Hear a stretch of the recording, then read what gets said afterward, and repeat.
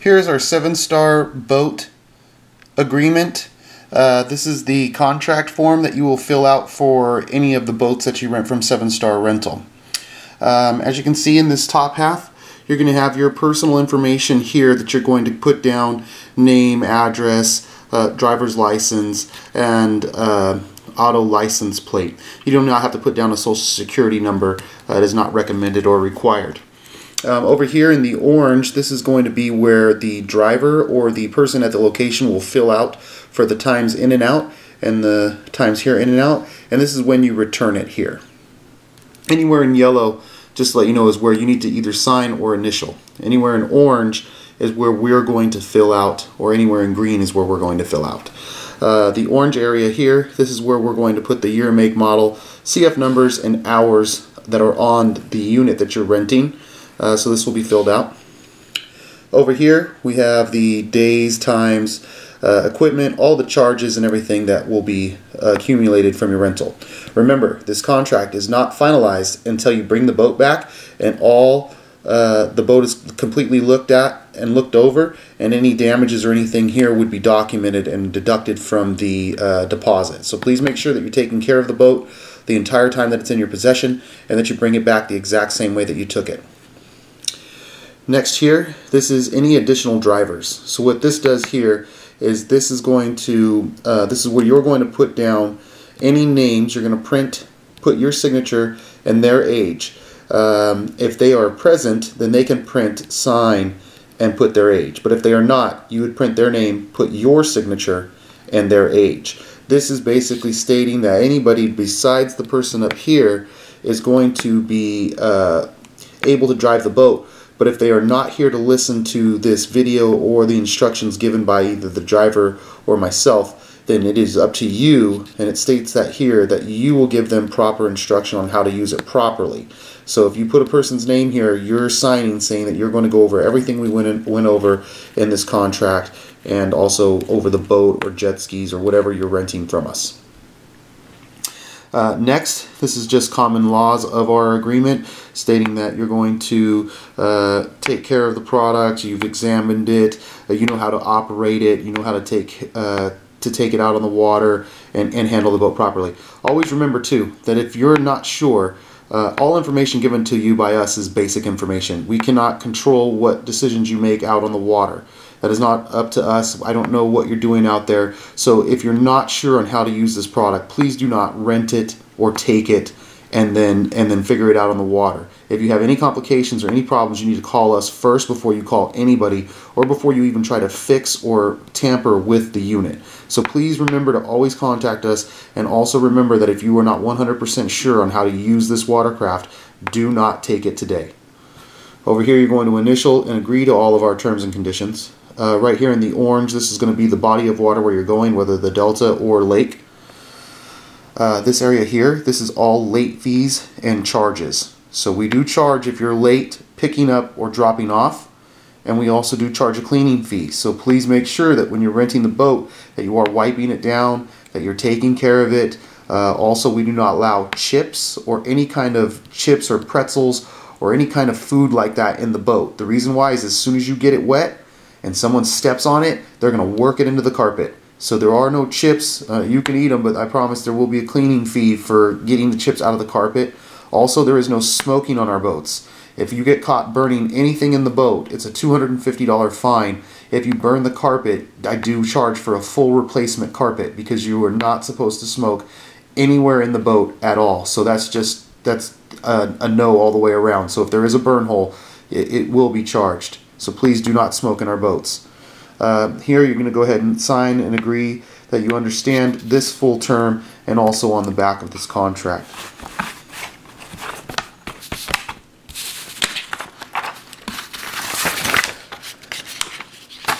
Here on the back of the contract is going to be the breakdown of everything no drinking and driving. You're going to call the lake or body of water where you're going to. You're going to find out all the laws prior to arriving so that you know what their night laws are, because a lot of lakes after sunset, not even nighttime, after the sun sets, it's a 5-mile-an-hour zone with navigation lights on. So please make sure that you're following all rules of that body of water.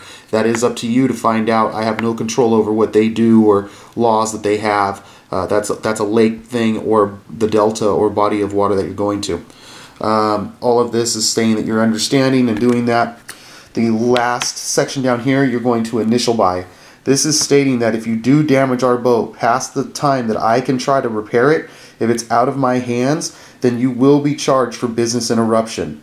That means that if I can't rent it to the next customer, you will be responsible for every day I cannot fix it. So please do not beach these boats. Do not damage them. Don't wreck them. You know, just make sure that you're watching in every direction. You're paying attention to the things going on around you. And once again, we do not allow beaching of our boats at all.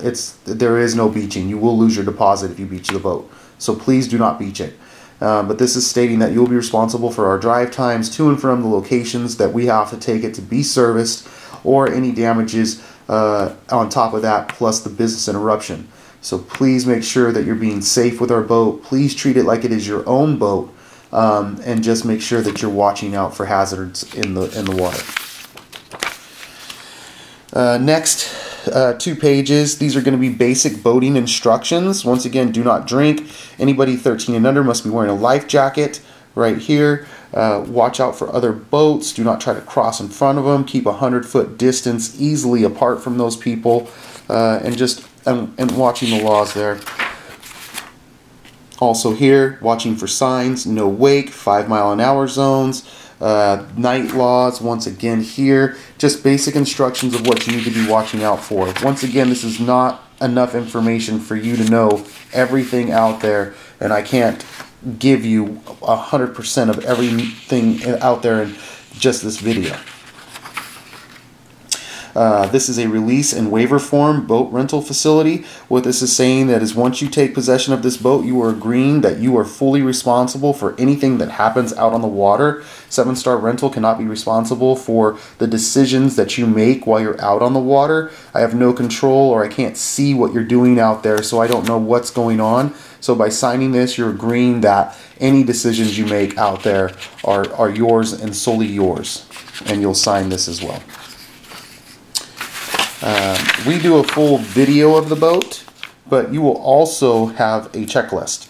So what you can do is you will once again print, sign, and date on here, and then you will come in here and you will circle, draw a line, and put a line here, and you will write exactly what it is.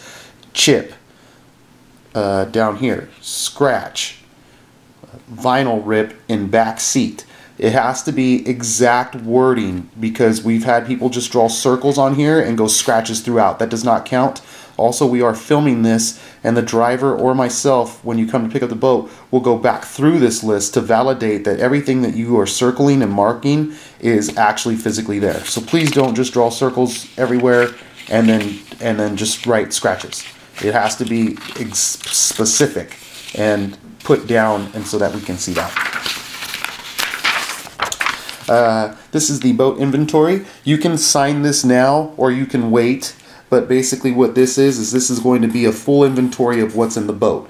Either the driver or myself will pull out each one of these items and show them to you so that you know they are there.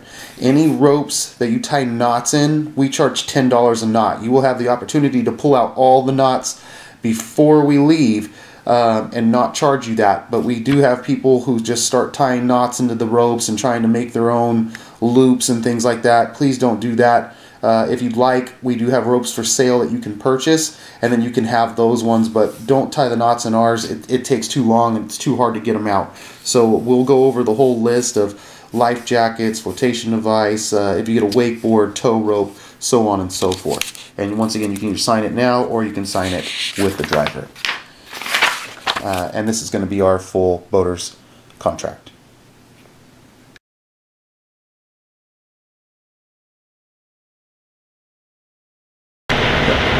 Alright, today we have our Elite C4 wakeboarding boat. The Enzo 230 and the Enzo 240 on the outside, it's going to be the same setup, so nothing different. I'm not going to explain it again for each boat because they're going to be the same way for every boat that I explained to you. Every boat is going to come with this package here that you see here today. You're going to get 4 of these fenders with fender lines to tie off to the side of the boat. Depending on the capacity of the boat, you're going to receive these packs of jackets. These are only Coast Guard jackets. They're not to be taken out and worn or anything like that. This is only so if you get pulled over, Coast Guard can verify that there's enough life jackets on the boat to supply the people that are on there. So this boat will hold 8 to 10 people. So there's 3-4 packs. So there's 12 jackets on here. These are on here to basically keep your Coast Guard safe.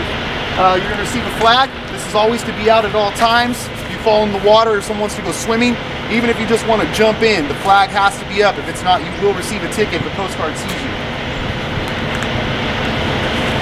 You're going to receive 2 15-foot dock lines,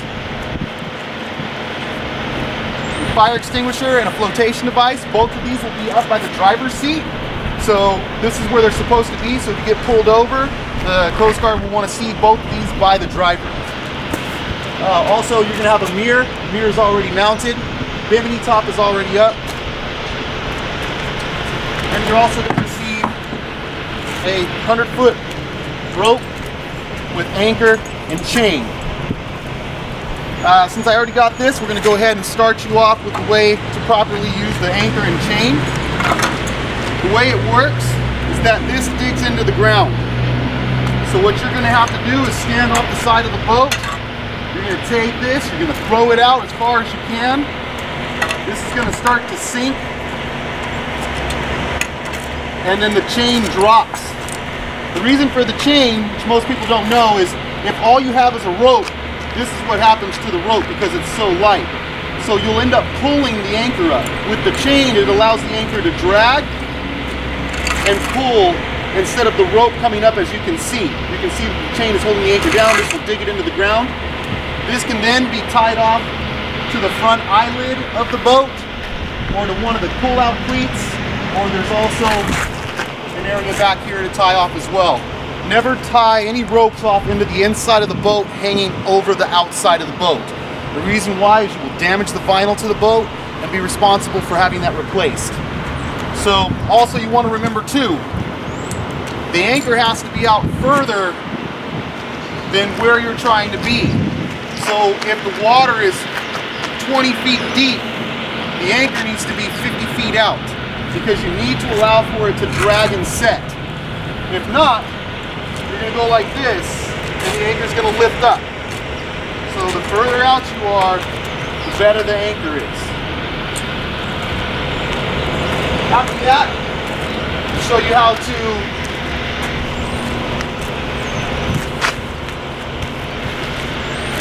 tie off. We're going to move over to this side. One of the best things with these boats to know is how to drive it properly. These boats are left turn props. So what's happening is it's turning water to the left hand side. The blade is pitching to the left, turning water to the left. Because the rudder is not connected to the prop, in reverse it's turning the other way. It's called prop wash. So with that water going the other way, there's no way to maneuver the boat with the rudder because the rudder is the only thing controlling the boat when you're going forward. So in reverse, the water's going the other way, so which is causing prop wash. That causes the back end to turn this way in reverse. So you always want to make sure to have somebody sitting here, or if you're going to launch it, to launch on the far side and launch out, allowing the boat to coast and turn so you have a safe distance from the dock or other boats to pull out. So always make sure that you're watching the rear of the boat, either somebody sitting here or the person inside. So basically, this is my favorite place to launch or tie off or approach a dock or another boat. It's always driver's side. So you can do this however you want. I'm just going to show you with one rope here.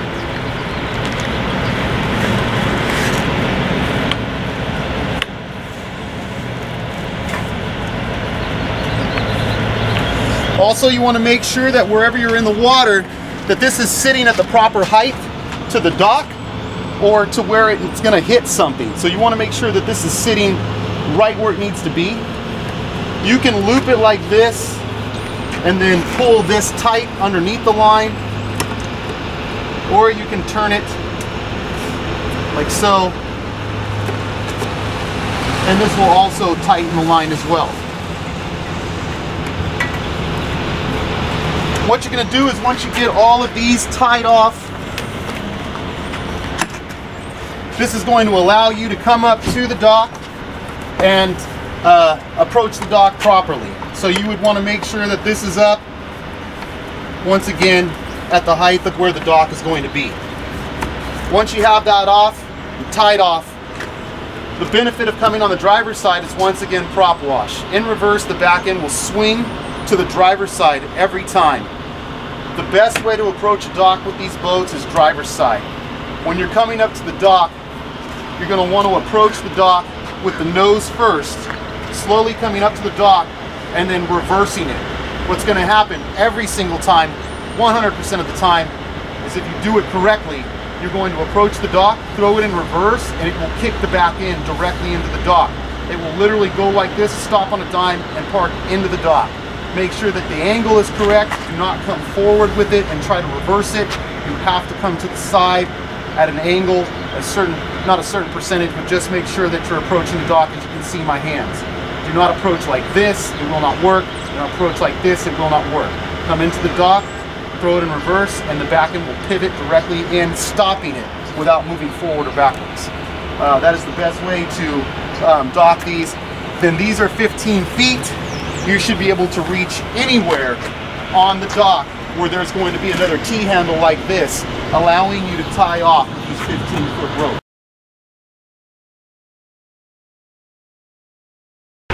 All right, we're inside the Elite C4. So the outside, like I said in the first video, is always going to be the same. On the inside, it's going to be different because there's different features. In this boat, the equipment that I showed in the first video is actually going to be stored in the back two compartments. I put all of the orange life jackets in this boat over here on the passenger side. I put all of the other equipment that you're going to be using in here on this side. So all the anchors, fenders, dock lines, everything's going to be inside this compartment over here. There is available storage in here under the seats. What you can see here, and also underneath here in the front seats. Okay, so then what we're going to do here is I'm going to show you how to turn the boat on. So you're going to come over here, underneath this passenger seat here, we're going to have a 3-battery Perco system. 3-battery Perco system is for the stereo that's in this boat, and also to help run the boat. So we're going to have 3 batteries in here. The 2 in the back are deep cycle batteries, which are going to run the stereo system, and you're going to have the 1 battery here that is a cranking battery to help fire up the boat. Also, please do not try to adjust the amps. I've had people come in here and do that. If so, there will be a charge for that. The system works perfect, so please try not to go in there and mess with buttons or turn the volumes and stuff like that. On every boat, you're going to have a Perco switch.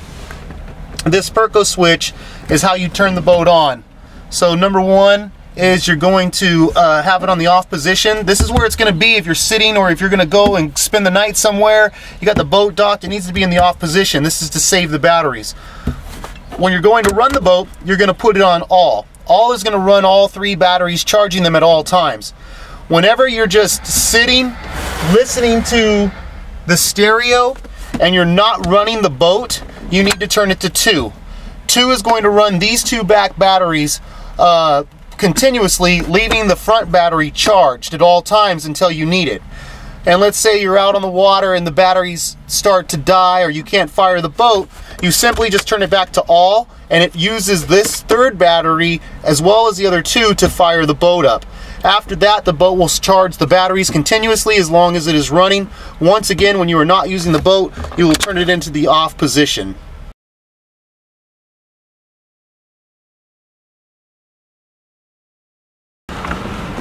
So here we're going to have the glove compartment. Once again, here's going to be where a copy of the rental agreement's going to be, manual, California boater laws. This is not a dry pack for personal belongings. This is just a dry pack for our stuff. So if you get pulled over by Coast Guard, they can make sure that you have everything in here. So registration, all of that stuff's going to be inside this for them.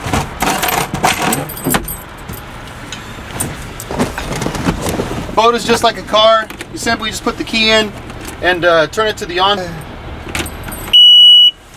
we go. The boat will beep and turn on. Once it does that, the boat always has to be in the neutral position. So if you put this forward and try to turn the boat on, it will not turn on. This has to be in the neutral position to fire the boat. Also, never dry start the boat. It is ran on a rubber impeller, which means that if you turn it on out of water, the rubber is going to heat up and melt, and that's how this system cools itself, is off of that impeller. So never dry start the boat. Once you got it on, you're going to fire the boat. You have to lift up on this little knob here. It's going to be the same on every boat, and this is what's actually going to activate it to go into gear and to go forward, or to go into reverse to go in reverse. Once again, remember, the boat always kicks to the right in reverse due to prop wash. That's every wakeboarding boat you're going to get in, as long as the left turn prop. So this is to go. After that, you're going to have some simple signs over here on the right. You're going to have a horn, has symbols on it. You're going to have your horn. You're going to have your bilge. Your bilge is automatic. You do not need to run the bilge in the boat. It has a float in there. If water starts to build up in the back, it will automatically kick on, so you don't even have to worry about this switch at all. The blower, you're going to have a blower switch to run if you're just sitting with the engine running. Navigation lights. This is to turn on the navigation lights inside and outside of the boat. Court lights are going to be what's the lights that are on the floorboards and inside the cup holders. It does have one ballast tank. This ballast tank is will fill with water. It has an in and out, so you just leave it on in. You just let it continuously go until you see water coming out the side of the boat. Once you see water coming out the side of the boat, that means the ballast tank is full. Put the switch back in the neutral position. If you do not have it in the neutral position, it will continue to either dump water or continue to run the pump. Out is out. Out works the opposite as in. So as soon as you press out, you're going to see a hose of water coming out. As soon as the water stops coming out, you would put this back in the neutral position, and then that's going to make sure that the tank is empty. If you run with this on and you have the tank full, you're just going to burn more fuel with more weight in the boat. So make sure you check that, make sure it's empty, and then put it in the neutral position.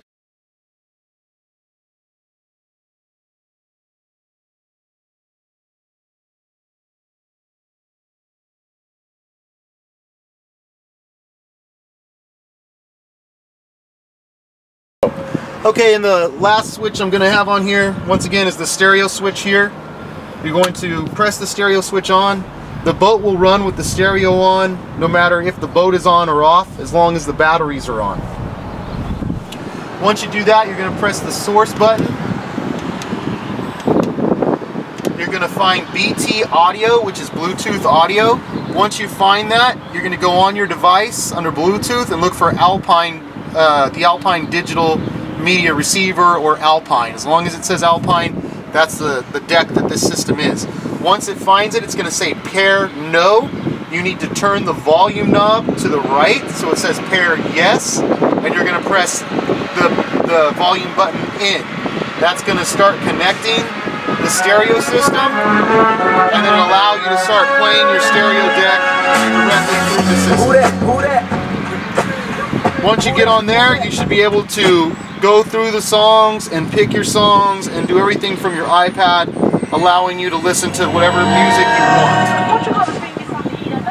want. Every time you turn off the boat and turn the boat back on, you're going to have to repair this. It does not continue to remember that your system is paired to it. So please make sure that you're going to have to do this every time. Another thing just to know is here's your fire extinguisher and your flotation device, once again for Coast Guard purposes.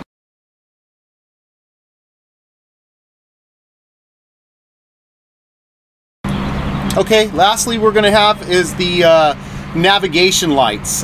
This one, they're not built in. The other boats are, so you won't have to do this with any other boat but the Elite C4. The two green and red lights are actually in the front of the boat on either side below the rub rail facing forward. So those come on automatically with the navigation light. So once that navigation light is on, you're going to actually have the navigation light here. You do not want to leave the navigation light in all the time, because if you're wakeboarding, the rope can catch this and break this. So make sure that you only have this in at night to use it for night purposes, because it can get caught on the rope and break. So it might be convenient to leave it in, but it will cost you money if you leave it in and you catch it on the rope. So it has a bolt here, basically fits like a key. This actually has a slotted groove on it, so line the bolt with the groove. Once you push it down, you can see the light is already coming on, and you take this rubber knob here and you push it in. It will hold the light in here, and this is to make sure that they can see you while you're out on the water. So this is the last step for this boat, is to make sure that if it's after sunset on any body of water, you have to have this light on and the navigation lights on. Secondly, you're going to want to check with the lake, because most lake laws with the navigation light are 5 miles an hour. So anytime after sunset, you want to make sure that you're not speeding back into the dock, or you want to check with that body of water to verify that they don't have a mile per hour law